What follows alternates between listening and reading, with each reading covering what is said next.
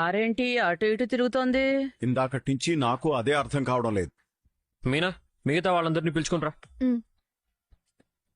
ఏం జరుగుతోంది? ఒక చారిత్రాత్మకమైన నిర్ణయం తీసుకోబోతున్నాను. ఆ? నీ పెళ్ళాన్ని తీసుకుని వేరే కాపురానికి పోతున్నావా? నేను మీనా బయటికి వెళ్ళిపోతే నీ మొహాని నీ మంచినీళ్లు కూడా పోసే దిక్కు కూడా ఉండదు. ఏంటి? నిజమే కదా వాడు చెప్పింది. రోహిణి గాని శృతి గాని మీనాలాగా ఇంటి పట్టున ఉండి నీకు టైంకి కాఫీలు టిఫిన్లు భోజనాలు అరేంజ్ చేసి పెడతారా? వీడు అడుగుతాడన్న భయంతోనైనా మనోజ్ గాడు తగ్గుంటున్నాడు. లేదంటే వీడి భాషలో ఇంట్లో ఉన్న బంగారమంతా మింగి మంచినీళ్లు తాగేవాడు. వీళ్ళిద్దరూ వెళ్ళిపోతే మనిద్దరం ఇంటి ముందు వాచ్మెన్ డ్యూటీ చేయాల్సిందే. పార్లర్ అమ్మ లేదా డబ్బుడమ్మా? ఇంకా రాలేదు బాలు. సర్లే. నగలు మింగినోడు లేచిపోయినోడు ఉన్నారు. మనోజు రవి ఉన్నారు. సారీ, విని విని ఓన్ అయిపోయింది. సరే, ఏంటో ఆ చారిత్రాత్మకమైన నిర్ణయం. చాలా పెద్ద పెద్ద పదాలే వాడుతున్నావంటే ఏదో పెద్ద విషయమే. ఇవాళ మేమిద్దరం చింటూ వాళ్ళ ఇంటికి వెళ్ళాం. అక్కడ ఒక రహస్యం బయటపడింది. చింటూ పుట్టినరోజు కాబట్టి డ్రెస్ తీసుకొని వెళ్ళాం. అయినోళ్ల కాకుల్లో కానోళ్ల కంచాల్లో పెట్టడం మీకు అలవాటే కదా. మీనా, పక్కింట్లోంచి బాదం ఆకులు కోసుకొచ్చి ఈ అయినోళ్ల అమ్మకు ఆకుల్లోనే పెట్టు. ప్రభా, వాణ్ణి విషయం చెప్పనివ్వు. నువ్వు చెప్పరా. చింటూ బర్త్డేకని వెళ్తే మాకొక భయంకరమైన నిజం తెలిసింది.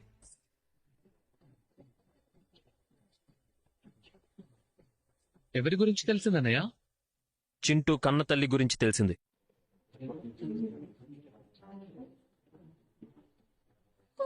అయిపోయింది. నేను ఇటు నుంచి ఏటైనా పారిపోయి తల దాచుకోవాలి. ఇంట్లో వాళ్ళంతా నన్ను తరిమి తరిమి కొట్టక ముందే వెళ్ళిపోవాలి. ఆ అబ్బాయికి అమ్మా నాన్నలెవరూ లేరని చెప్పినట్టు గుర్తు. అది అబద్ధం.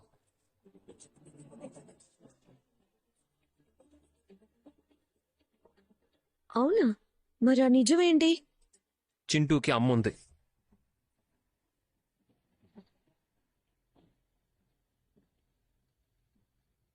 ఆ అమ్మ ఎవరో కాదు.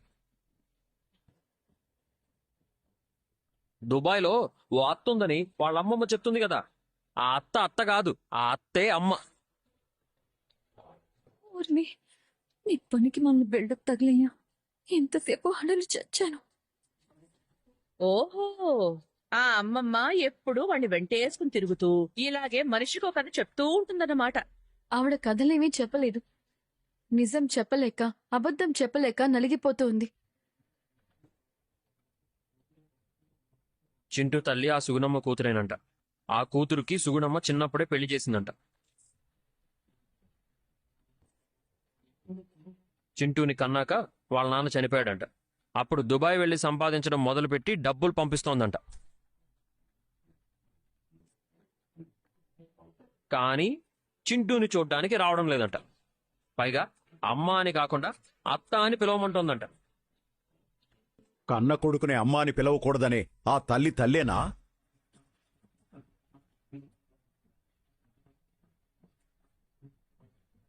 తనెక్కడో దూరంగా ఉండి ఇక్కడ కొడుకుని తల్లిదండ్రి లేని అనాథన చేస్తుందా? కన్న కొడుకుని అలా ఎవరైనా చూస్తారా? ఎందుకు చూడరు? మన ఇంట్లోనే ఉందిగా మాతృమూర్తి ప్రభావతమ్మ. ఈ అమ్మావతి నన్ను ఎప్పుడైనా కొడుగ్గా చూసిందా? నువ్వు విషయం చెప్పు.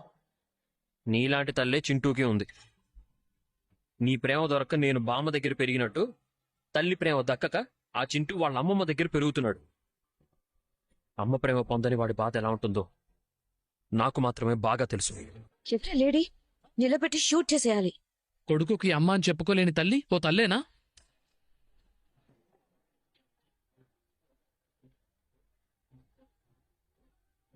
అయితే ఆ లేడీ పెద్ద కేడీనో కిలాడీనో అయి ఉంటుంది.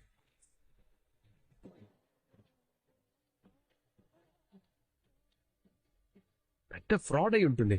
చెప్పుకుంటుంది కొడుకున్న లేడని కాబట్టి అలాగే అబద్ధం చెప్పి దుబాయ్లో ఎవరినో బక్రాన్ని పెళ్లి చేసుకుని ఉంటుంది. ఎవడు మోసపోయాడో ఏంటో పాపం.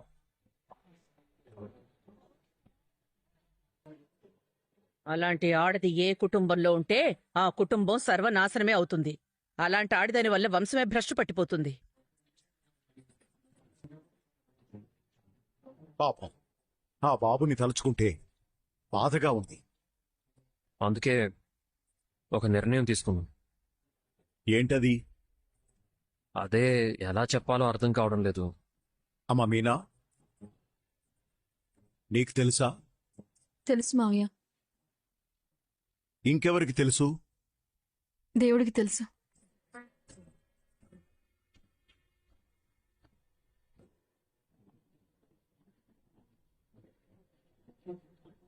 ఏంటమ్మా? నిజం మావయ్య.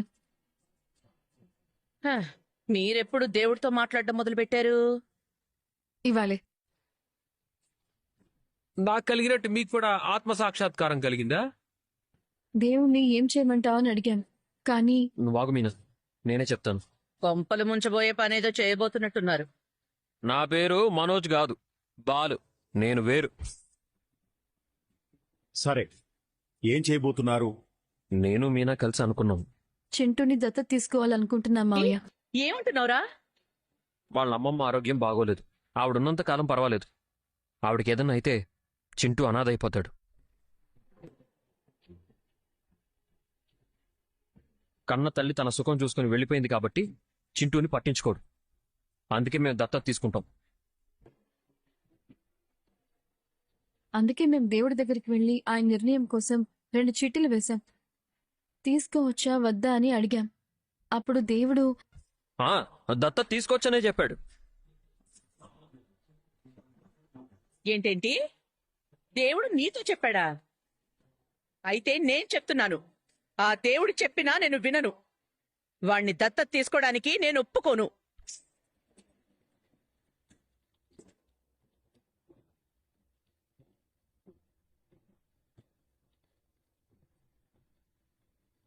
ఇదేమైనా ఆశ్రమం అనుకుంటున్నావా? అనాథాలకు ఆశ్రయం ఇవ్వడానికి? తల్లికే అక్కర్లేనివాడు. వాడిదేం జాతకం?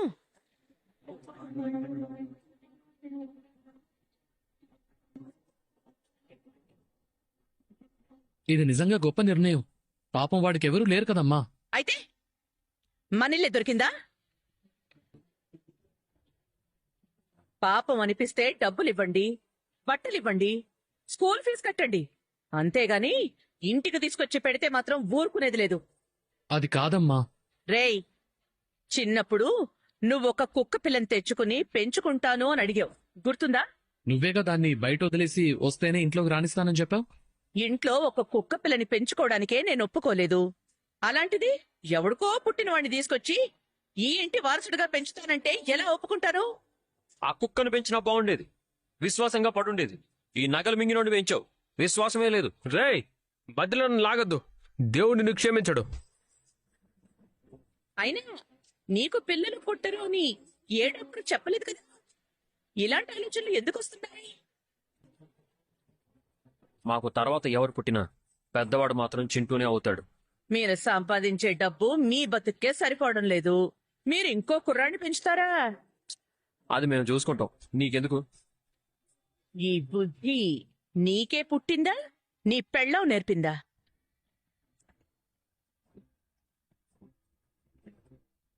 ఇది నా ఇల్లు. ఎవరుండాలో ఎవరుండకూడదో నేనే చెప్పాలి. ఆ? ఇంటి ముందు ఇది ప్రభావతి ఇల్లు, మేమంతా రెంట్కుంటున్నాం అని బోర్డు అదిగో పార్లర్ అమ్మ కూడా వచ్చింది. పార్లర్ అమ్మ, చింటూని మేము దత్తత తీసుకోవాలనుకుంటున్నాం. నీ ఉద్దేశం ఏంటి? ఈ ఇంటికి పెద్ద కోడలు కాబట్టి నువ్వే చెప్పు రోహిణి. బాలు తీసుకున్న నిర్ణయం చాలా బావుంది. కానీ తరతరాలుగా మన రక్తం, మన వారసత్వం అంటూ మాట్లాడుకునే మనకు ఈ విషయం అంత తొందరగా జీర్ణం కాదు.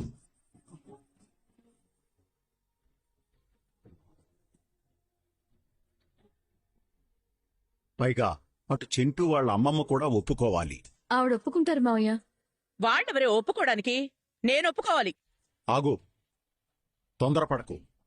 ముందు వాళ్ళ అమ్మమ్మ ఒప్పుకోవాలి. అన్నిటికన్నా ముఖ్యంగా చింటూ దత్తతకి రావడానికి ఒప్పుకోవాలి.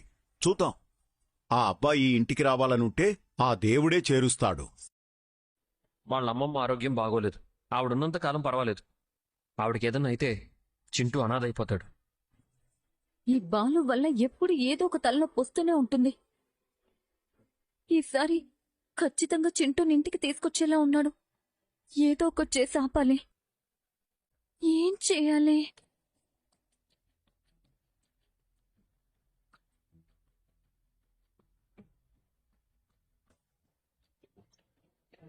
అమ్మా అమ్మమ్మ అమ్మ కాల్ చేసింది.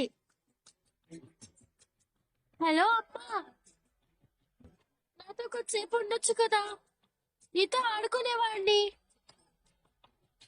నువ్వు వెళ్ళిపోయావు, నాకు ఎంత బాధేసింది తెలుసా. మళ్ళీ వస్తానులే నాన్న, బాధపడుకో. అమ్మమ్ముందా? ఉంది. ఒకసారి ఇవ్వు. అమ్మమ్మ నీకే ఫోన్.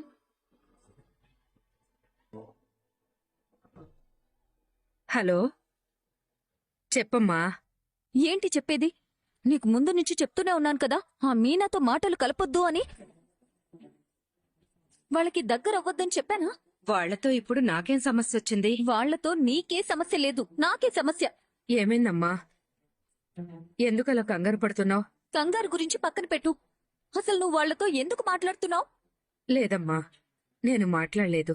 ఇందాక కూడా వాళ్ళు నాకు ఫోన్ చేశారు. నేను అసలు ఫోనే తీయలేదు. వాళ్ళు నీకెందుకు ఫోన్ చేశారో తెలుసా? ఎందుకో?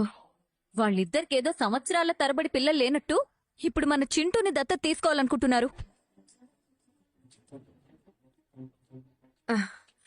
అంటే వాళ్ళకి నేను చింటూ గురించి చెప్పాను కదా, వాళ్ళమ్మ దుబాయ్లో ఉందని, నాన్న లేడని. బహుశా అందుకే చింటూ మీద వాళ్ళకి జాలి కలిగుంటుంది. వాడికి ఒక మంచి జీవితం ఇవ్వడానికి ఇలాంటి నిర్ణయం తీసుకుని ఉంటారు. నీ నోరు అసలు కుదురుగా ఉండదా? ఇప్పుడు చూడు ఎంత పెద్ద సమస్య వచ్చిందో. అంటే ఈ విషయాన్ని వాళ్ళు మీ ఇంట్లో చెప్పేశారా? చెప్పారు. ఏమని చెప్పారు? ఇప్పుడు అవన్నీ తెలుసుకుని ఏం చేస్తాం? చెయ్యడం కాదు, కనీసం ఎన్నాళ్లకైనా చింటూ మీతో పాటు ఉండే అవకాశం ఉంది. ఒక్కసారి ఆలోచించమ్మా. అమ్మా, నువ్వేం మాట్లాడుతున్నావో నీకైనా అర్థమవుతుందా? అసలు నా కొడుకుని నేను వేరే వాళ్ళకి ఎందుకు దత్తత ఇవ్వాలనుకుంటాను? దత్తత గురించి ఆలోచించకమ్మా. నువ్వెలాగూ చింటూని నీతో పాటు తీసుకెళ్ళకపోతున్నావు. కనీసం ఆ ఇంట్లో ఉంటే అయినా నువ్వు రోజు చూసుకోవచ్చు కదా. ఎప్పుడేం చేయాలో నాకు బాగా తెలుసు. నువ్విలాంటి చెత్త సలహాలు నాకివ్వకు. నేనిప్పుడు ఎవ్వరికీ నా కొడుకుని దత్తత ఇవ్వాలనుకోవట్లేదు. పొరపాటున నువ్వు కూడా అలాంటి పిచ్చి పనులు చేయకు. అలాగే, వాళ్ళు అడిగితే కుదరదని చెప్తానులే. వాళ్ళు ఫోన్ చేసినా కూడా నువ్వు లిఫ్ట్ చేయకు. మరి వాళ్లకు మన ఇల్లు తెలుసు కదా. నేరుగా ఇక్కడికి వచ్చేస్తే ఏం చేస్తాం? వచ్చినా కూడా ఇంకోసారి రాకుండా నోటుకొచ్చినట్టు చెడమడ తిట్టి పంపించు. అలా మాట్లాడితే ఏం బాగుంటుందమ్మా? పాపం, వాళ్ళు నాకు సాయం చేశారు. వాళ్ళ గురించి నీకు అనవసరం. నీకు కావాల్సింది నేను, మన చింటూ, అంతే. అది కాదమ్మా. నువ్వింకేం మాట్లాడుకో. నేను చెప్పినట్టు చెయ్యి, అర్థమవుతుందా? వాళ్ళకోసారి ఫోన్ చేయి. ఎవరికి? అదే చింటూ వాళ్ళ అమ్మమ్మకి. ఇప్పుడు వాళ్ళకెందుకు? ఎందుకంటావేంటి మీనా? చింటూని ఇక్కడికి తీసుకొచ్చే విషయం గురించి వాళ్ళతో మాట్లాడాలి కదా. కానీ ఇంట్లో వాళ్ళెవరూ అందుకు ఒప్పుకోవడం లేదు కదండి. ఏం పర్లేదు, నాన్న సరే అన్నాడు కదా, నాకది చాలు. మీరు ఒకవైపు నుంచి ఆలోచిస్తున్నారండి. అది మనకి మంచిది కాదు. అంటే మనం చింటూని పెంచుకోవడం నీకు ఇష్టం లేదా? నా ఉద్దేశం అది కాదు. మన వల్ల చింటూకి మంచి జరగాలని కోరుకుంటున్నాను. కానీ ఈ ఇంట్లో అత్తయ్య మీ అన్నయ్య ఒప్పుకోవడం లేదు కదా. సార్, చింటూ ఇక్కడికి రావడం ఆ దేవుడికి కూడా ఇష్టం లేదనుకుంటా. ఇలాంటి విషయాల్లో నేను ఎవరిని పట్టించుకోను. చింటూ బాగుండడమే నాకు ముఖ్యం. నా మాట విని వాళ్ళకి ఫోన్ చేయి. ఫోన్ వస్తుంది. ఎవరు? మీనా ఆంటీ. వద్దు, ఫోన్ తీయొద్దు.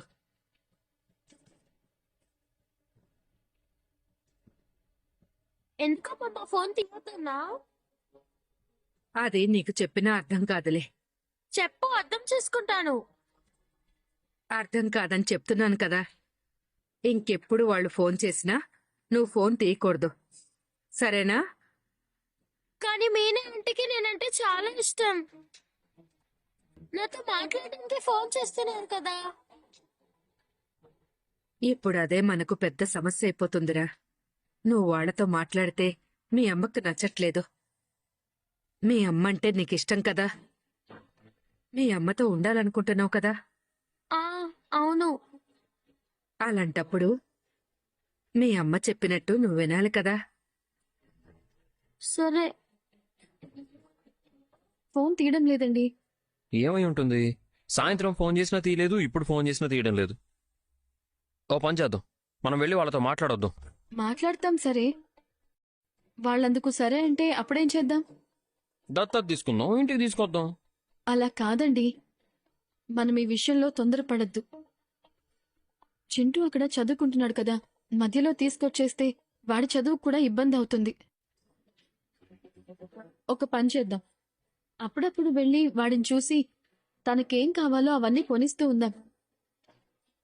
అప్పుడు మెల్లగా వాడికి కూడా మన మీద ప్రేమ పెరుగుతుంది. ఆ తర్వాత ఏం చేయాలో ఆలోచిద్దామండి. అంటే ఇప్పుడు వద్దంటున్నావా? ఇప్పుడు వద్దని నాకు అనాలని లేదు, కానీ పరిస్థితులు అలా ఉన్నాయి. అయినా చింటూని ఇప్పుడు తీసుకొచ్చేస్తే వాళ్ళ అమ్మమ్మ ఒంటరిదైపోతుంది కదా. ఆవిడ గురించి ఆలోచించరా? ఆలోచించాను. చింటూని ఇటు తీసుకొచ్చేసి వాళ్ళ అమ్మమ్మని మా షీలా డార్లింగ్ ఇంటికి పంపించేస్తాను. అక్కడ వాళ్ళిద్దరు కలిసి ఉంటారు. మీరన్నీ బాగానే ఆలోచిస్తారు, కానీ మనం ఏదైనా చేసేటప్పుడు మన చుట్టూ ఉండే నలుగురు గురించి ఆలోచించాలి కదా. నేను ఎవరి గురించి ఆలోచించను మీనా. మంచి అనిపిస్తే చేస్తానంతే. అయినప్పటికీ కూడా ఏదీ తొందరపడి చేయకూడదండి. ఇన్నాళ్ళు వాళ్ళు ఆ ఇంట్లో ఉన్నారు. ఉన్న పళంగా ఆ ఇంటిని వదిలేసి వెళ్ళిపోమంటే వాళ్ళకైనా ఎలా ఉంటుందో ఆలోచించండి. నా మాట విని మీరు వాళ్ళ గురించి కొంతకాలం ఆలోచించడం మానేయండి. మరి ఇంకెప్పుడు ఆలోచించాలి? ప్రతి దానికి ఒక సమయం వస్తుంది, అప్పుడు చూద్దాం. వాళ్ళు బావుంటారు, వాళ్ళకంతా మంచి జరుగుతుంది. ఏంటో మీనా, వాళ్ళని తీసుకొద్దామని నేనంటే నువ్వు దాని చుట్టూ ఉన్న సమస్యలన్నీ చెప్పేస్తున్నావు. నాకేం చేయాలో అర్థం కావట్లేదు. చూడండి, ఏం చేయాలన్నా కూడా 1కి 100 సార్లు ఆలోచించాలండి. మీ మాట నేనెప్పుడూ కాదనలేదు. తొందరపడద్దని మాత్రమే చెప్తున్నాను. అర్థం చేసుకోండి. నిదానమే ప్రధానం అంటావు, అంతేగా? అవును. నువ్వు నా స్పీడ్ బ్రేకర్ మీనా. ఎవరైనా వస్తారండి. వస్తే రాని, నాకేంటి? చాలండి సరసాలు. వెళ్ళి ఫ్రిడ్జ్లో పాలు. హరిశ్చంద్రులా బ్రతికుంటావేమోనే. అంటే అంటే ఈ జన్మలో నువ్వు ప్రతిరోజు అబద్ధాలు చెప్పాల్సి వస్తుంది కదా. దొరికిపోతావేమో అనుకున్న ప్రతిసారి నువ్వు తప్పించుకుంటూనే ఉన్నావు. అంటే పోయిన జన్మలో నువ్వు ఏదో పుణ్యం చేసుకుని ఉండాలి కదా. నన్ను చూస్తుంటే నీ కామెడీగా ఉందా? నీ పరిస్థితి అలానే ఉంది కదా. చింటూ పుట్టినరోజు కూడా నువ్వు బాలుకి మీనాకి దొరికిపోయేదానివి. జస్ట్ మిస్ అయ్యావు. నాకేదో పని పడి నేను రాలేకపోయాను. వచ్చుంటే కేకి బదులు నన్ను తినేసుండేవాళ్ళు. నా పేరు తప్ప మా అమ్మ అన్ని విషయాలు వాళ్ళకి చెప్పేసింది. ఇంకొన్ని రోజులు పోతే అది కూడా తెలిసిపోతుంది. అదే భయంగా ఉంది. ఈలోపే చింటూని బాలు వాళ్ళు దత్తత తీసుకోవాలి.